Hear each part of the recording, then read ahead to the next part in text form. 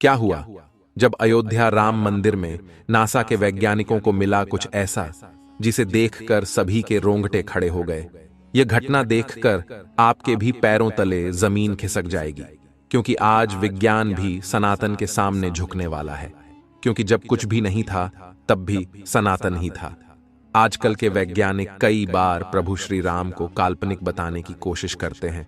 उनका मानना होता है कि रामायण तो कभी हुई नहीं थी, लेकिन जब सोमेश शर्मा नाम के वैज्ञानिक राम मंदिर पहुंचे तो उनके साथ ऐसे ऐसे चमत्कार हुए जिसके बारे में जानकर आपके भी रोंगटे खड़े हो जाएंगे। आगे बढ़ने से पहले अगर आप भी सच्चे राम भक्त हैं तो वीडियो को लाइक करके कमेंट बॉक्स में जय श्री राम जरूर लिखें।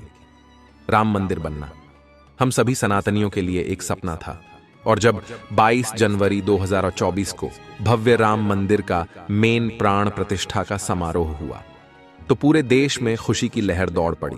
हर कोई झूम रहा था और अपने घर में दिवाली मना रहा था, क्योंकि यह 500 साल के संघर्ष का नतीजा था। और इस पूरे घटनाक्रम से हमें यह समझ आता है कि अगर आप सच्चे हैं और सत्य के साथ खड़े हैं तो आपकी कभी पराजय नहीं हो सकती। और आज भव्य राम मंदिर का निर्माण हो चुका है। लाखों श्रद्धालु रोजाना राम लल्ला के दर्शन कर रहे हैं। इसी बीच सोमेश शर्मा नाम के एक वैज्ञानिक, जिन्होंने अमेरिका से विज्ञान की पढ़ाई की और नास में कई सालों तक वैज्ञानिक के तौर पर रहे, उनकी बुद्धि पूरी तरह से पश्चिमी सभ्यता की हो चुकी थी। वह अपने इष्ट को भूल चुके थे और केवल विज्ञान को ही अपना भगवान मानते थे। उनका ऐसा कहना था कि भगवान होते ही नहीं है, जो भी है केवल विज्ञान है, और यह दुनिया विज्ञान के सहारे ही चल रही है। लेकिन अयोध्या के राम मंदिर में उन्हें जीवन का बहुत बड़ा सबक मिलने वाला था, क्योंकि जब वह कुछ दिन छुट्टियां मनाने के लिए भारत में अपने घर दिल्ली आए हुए थे, तब राम मंदिर के प्राण प्रतिष्ठा का समारोह हुआ और अगले ही दिन से आम श्रद्धालुओं की दर्शन के लिए भीड़ लग गई। सोमेश जी शर्मा का पूरा परिवार प्रभु श्री राम को बहुत मानता था और नवीन राम मंदिर को देखने के लिए उनके परिवारजन बहुत उत्साहित थे। तो सभी ने आग्रह किया कि एक साथ मिलकर सबको राम मंदिर देखने जाना चाहिए।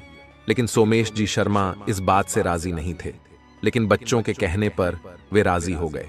लेकिन अभी भी मन में केवल द्वेष भावना थी। सोमेश जी आज से 15 साल पहले अयोध्या आए थे। उस समय अयोध्या फैजाबाद कहलाती थी और यहाँ की स्थिति बहुत खराब थी। लेकिन जब वह साल 2024 में अयोध्या पहुंचे तो अयोध्या की भव्यता देखकर उनके भी रोंगटे खड़े हो गए। जगह जगह स्वच्छता फैली हुई थी। जगह जगह पर भगवान श्री राम और रामायण से संबंधित कलाकृतियां बनी हुई थीं। चाहे स्टेशन हो या एयरपोर्ट, सब कुछ भगवा रंग में रंगा हुआ था। ऐसा लग रहा था प्रभु श्री राम का यह मंदिर अपने साथ अयोध्या का विकास भी लेकर आया है। लेकिन सोमेश जी तो अपने विज्ञान को लेकर बैठे हुए थे। वह राम लल्ला की उस मूर्ति को केवल एक पत्थर की मूर्त मानते थे। लेकिन कहते हैं न, जब कोई भक्त अपने भगवान को नहीं मानता तो उसे सही रास्ते पर लाने का काम भी भगवान ही करते हैं। जब सोमेश जी शर्मा ने देखा कि राम मंदिर के अंदर जाने के लिए हजारों श्रद्धालुओं की भीड़ है तो उन्होंने अपने परिवार को आगे कर दिया और खुद पीछे लौट रहे थे। लेकिन उनका परिवार नहीं माना और उन्हें जबरदस्ती राम मंदिर की लाइन में लगाया। जैसे राम मंदिर में आगे बढ़ रहे थे, भक्तों की प्रभु श्री राम के प्रति आस्था देखकर वह काफी हैरान थे, क्योंकि लोगों के अंदर अपने आराध्य की वजह से हिम्मत थी, जीवन में कुछ कर दिखाने की प्रेरणा थी। लेकिन अभी भी वह विज्ञान पर ही टिके हुए थे, क्योंकि वह एक नासा के वैज्ञानिक थे। तभी 4 से 5 घंटे लाइन में लगकर वह राम लल्ला के दरबार में पहुंचे। वहां पर उन्होंने अचानक एक बड़ा चमत्कार दिखा। उन्हें दक्षिण द्वार की ओर से एक बंदर आता हुआ दिखाई दिया, जो गुण मंडप से होते हुए सीधा राम लल्ला के चरणों में जाकर बैठ गया। राम मंदिर ट्रस्ट का कहना था कि साक्षात हनुमान जी अपने प्रभु के दर्शन करने आए थे। सोमेश जी शर्मा ने जब यह देखा तो उन्होंने पाया कि प्रभु श्री राम के प्रति आस्था केवल मनुष्यों में नहीं बल्कि जानवरों में भी है। यहां पर उनके अंदर बदलाव की सबसे पहली झलक नजर आ रही थी।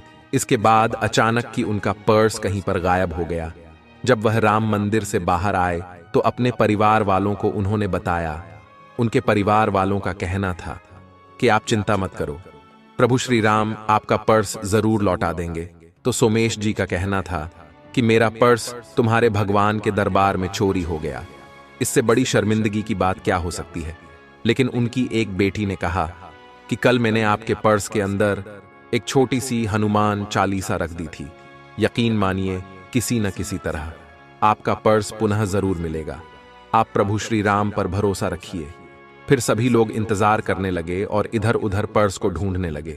तभी वहां पर एक और बड़ा चमत्कार हुआ। वही बंदर जो दक्षिण द्वार से गर्भगृह में गया था, वह सोमेश जी का पर्स हाथ में लिए हुए दिखाई दिया।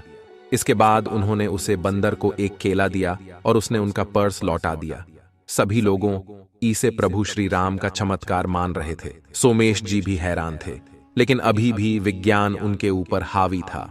वो इस घटना को केवल एक संयोग की तरह देख रहे थे। लेकिन फिर कुछ ऐसा हुआ जिससे सभी सदमे में चले गए। अचानक उस परिवार की छोटी बच्ची आराध्या कहीं गायब हो गई। उस समय वहां भीड़ का काफी माहौल था, जिस वजह से अचानक वह कहीं गुम हो गई। सभी लोगों से ढूंढ रहे थे, लेकिन उसका कोई पता नहीं लग पा रहा था।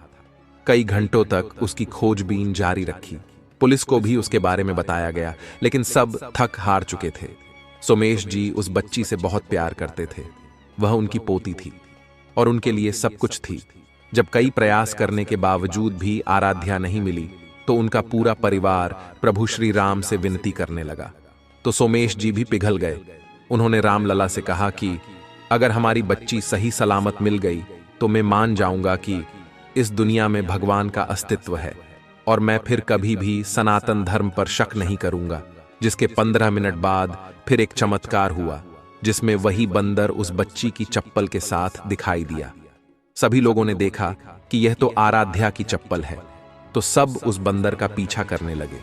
तकरीबन आधा किलोमीटर दूर उसने वह चप्पल एक रेस्टोरेंट के बाहर जाकर छोड़ दी। जब सभी उस रेस्टोरेंट के अंदर गए तो वहां पर उन्हें आराध्या बहुत डरी हुई, सहमी हुई बैठी मिली।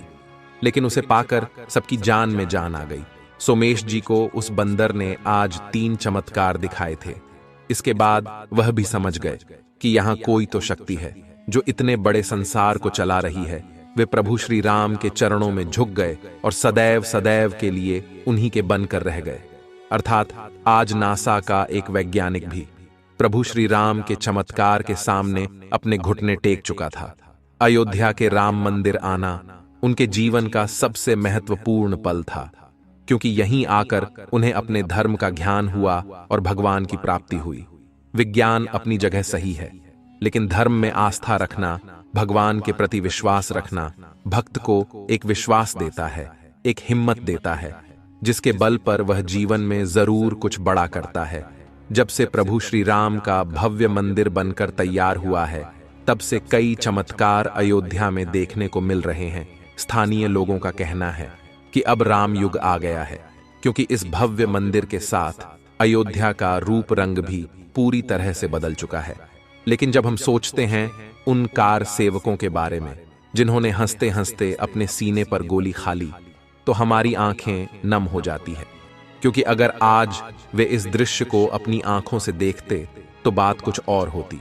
लेकिन यह जो भव्य राम मंदिर का निर्माण हुआ है, यह उनके ही बलिदान का प्रतीक है। आज हम इसे बनता हुआ देख पाए, यह हमारा सौभाग्य है।